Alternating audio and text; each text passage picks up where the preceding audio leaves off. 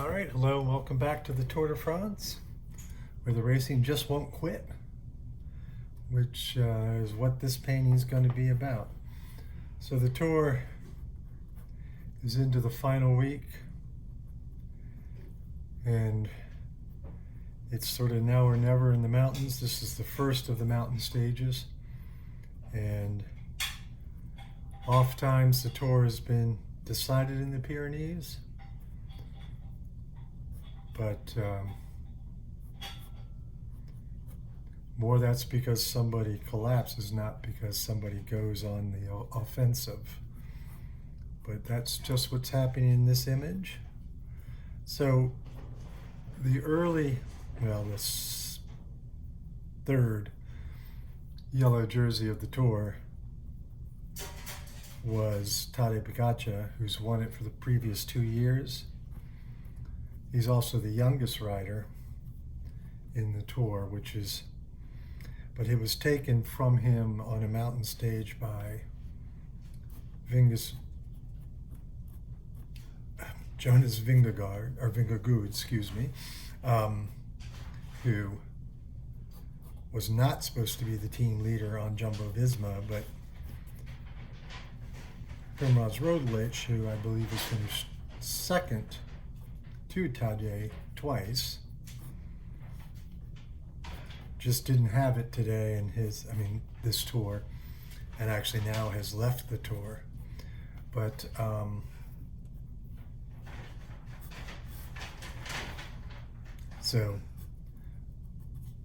but already Vingegaard had the yellow jersey before his teammate left.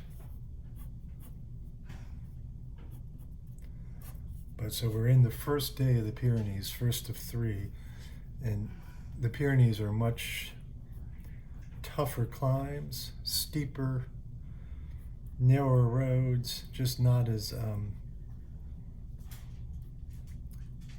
easy is not the right word, just even harder would be a better way to say that. But than the Alps.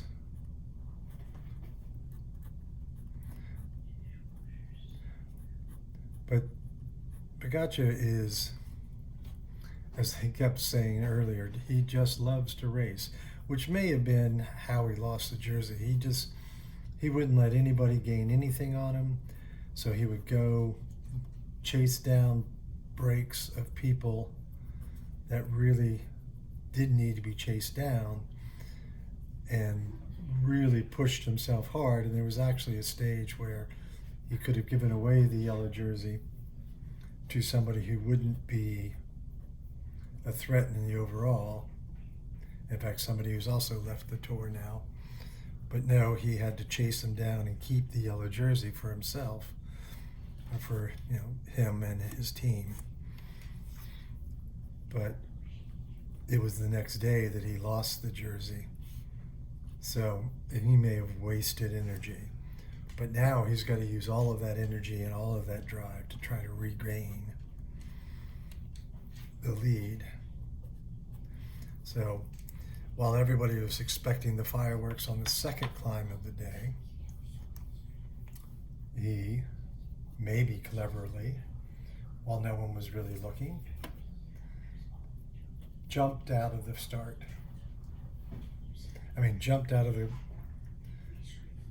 yellow jersey peloton, or the peloton of the yellow jersey, on the first big climb of the stage, and quickly, don't like that yellow, so I'm going to dump it with a little, wash it with a little bit of water, drag it out, and see how it almost disappears.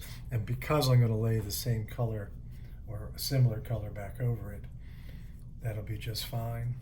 See, I was looking more for this more orange color. See, doesn't that look more flesh?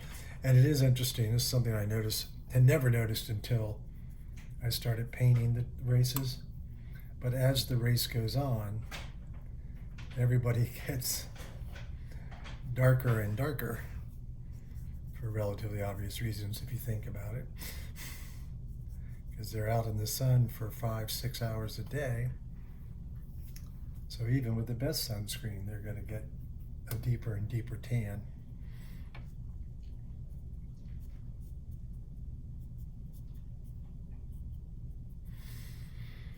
So again, as always, working warm to cool. I started with that yellow, then I'll move on now. So I'm going to go ahead and do this banner back here. This is a new sponsor. I don't ever remember seeing this color, or it's lastminute.com. I'm going to have to actually break down and look them up, see what they are. But I do like having this nice purple. For the longest time, the neutral support was a French parts manufacturer, Mavic. And Mavic always drove a bright yellow car. And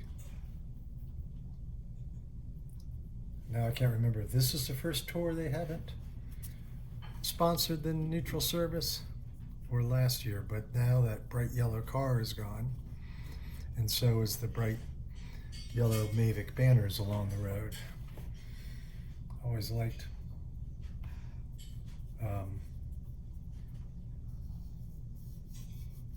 like that as a chromatic element in my paintings. Now, my first good bike was a French bike, a Gitane, and it had, I was a kid, and so my parents helped buy the bike. And the top of the line Gitane, let's tell you how long ago, it was $250. Basically the same Gitane that was raced in the tour. It was with all Campagnola parts. Reynolds 531, but actually no, I guess it was $450. And my parents wouldn't spring for that. And then I had found an off-brand bike, and my father's like, no. It was literally somebody was selling it out of their basement. It was like, no, you can't buy that. I mean, you don't know if it's any good. But it's about the components more than anything else. And I had a couple of new inventive frame design elements. It was a Falcon. But anyway, I'm digressing. The Gitanes that I was able to get, which was $250, which was still a lot of money in the early 70s, had Mavic parts, Mavic wheels, Mavic rims, and Mavic brakes. And the one thing about the Mavic brakes is you sure didn't need a bicycle bell or horn, because they would squeal. So you could just come up behind somebody and hit your brakes, and your bike would go, "Arr, arr." And that way everybody knew you were back there. But the derailleurs on them were crap. I was so excited when first it was Suntour came along, first of the Japanese bike components, and there was such better derailleurs and shifters and all of that. They were the first ones to do bar end shifters, which I love. Now, of course, these integrated shifters and the brake levers make all the difference in the world. Both, the Sunday rider, club rider like myself, and the pros, you don't have to ever take your hands off the bars or move them, which of course now is more convenient and safer. But also back in the day when it was all the shifters were down on the down tube of the bike, you kind of announced your intention as soon as your hand reached down for shifters down on the main tube, those guys in the peloton with you knew you were either suffering because you were shifting up to an easier gear, or you were about to go on the attack because you shifted into a harder gear so you could get a bigger push off when you launched your attack. So then it got into like, and this is when I was racing, you would try to feign getting ready to shift. It was like, there's a lot of poker that goes on in bike racing.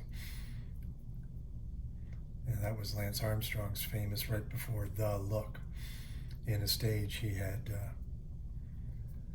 played to the cameras that he was suffering terribly, pulling long faces, shirt open, seemingly struggling in the stage. And so his main adversary at the time, Jan Ulrich, put his whole team up on the front and drove the pace. And he got rid of other competitors, but never shook Armstrong. But he blew through his team, thinking he was also going to blow Armstrong away. And then once, and I feel like this happened in the Pyrenees, in fact, once Armstrong was down to, Ulrich was down to just his one himself, then Armstrong comes to the front, pulls up alongside him, and they ride together for a few. And I think at that point, Ulrich went, oh crap, he's not hurting at all. And then he jumps on the pedals and attacks just like Tadej is doing right now. But as he did it, he turns back and looks right into the eyes of Ulrich, and away he goes. And it became known as the look. Actually, like that same day, I went out on a group ride, and everybody was doing that. We'd hit a hill, and they'd turn and look back at the rest of the group, and then right away, it was such a thing. So anyhow, so there's a lot of poker. There's a lot of, trying to outguess the rest of the team, and that's what Tadej is doing now. He is figuring everybody's kind of waiting for the attacks on the final stage, or final climb, so why not go early? See if you can catch him napping. And also, Tadej's got to do it. He's behind the race lead by almost 2.5 minutes. Cutely, it's 2 minutes and 22 seconds, so he's behind 2:22. So it's going to take more than just getting away on the final ascent of the final climb or something like that. He's going to have to go early and go long and just hope that Vingegaard and his team cannot respond. And as we get deeper and deeper into the tour, more and more riders are leaving the race or just blowing up. It's fatigue certainly sets in. And with this year, of course, they're testing COVID.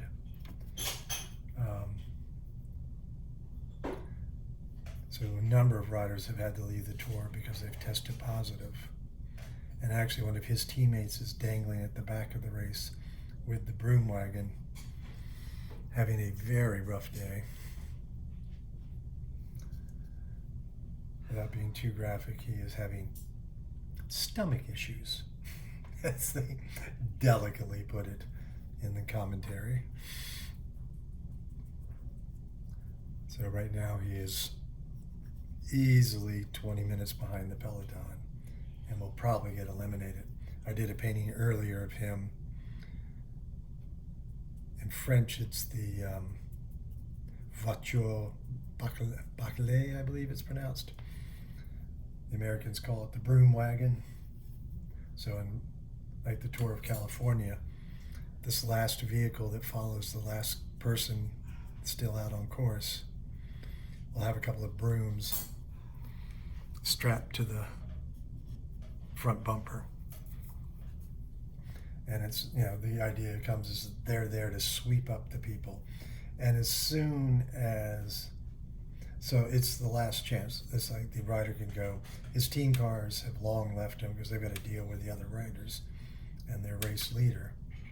So they've kind of left him to fend for himself. And he has the option of just going, forget it. I can't do it. I can't survive this. And climbing off. And then he can get into the broom wagon and get a ride to the finish line. Of course, if he does that, he's out of the race. As soon as he gets off his bike and into any vehicle, that's it. It's like Kreuzweig getting into the ambulance the day before the rest day. You know, it's fairly obvious if you get into an ambulance, your race is over anyway. But once he did that, there was no way he could come back. Now, one of the things that everybody is making a big fuss over, and I tried to capture it, is I'm not quite sure what it is about Podgay's hairstyle, but he always has a little tuft of hair popping out.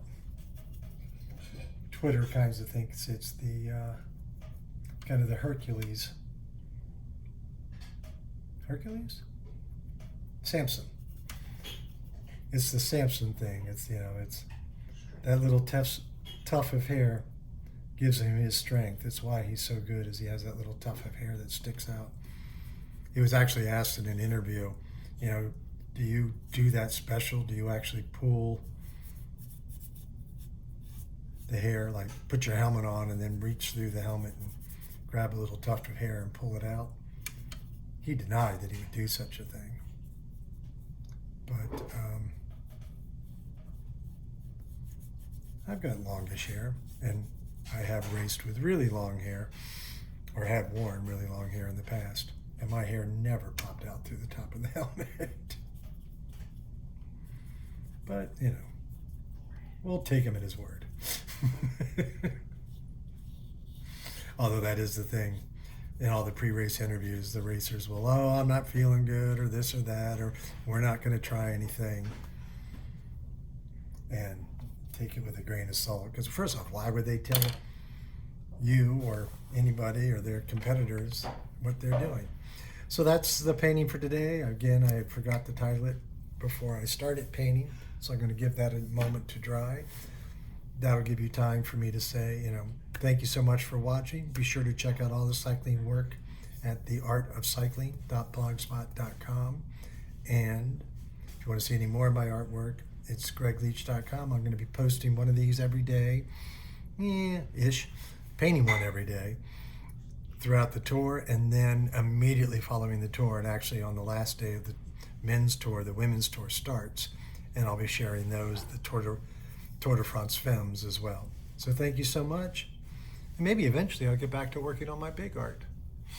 Give it a like, give us a follow, and thanks for checking it out.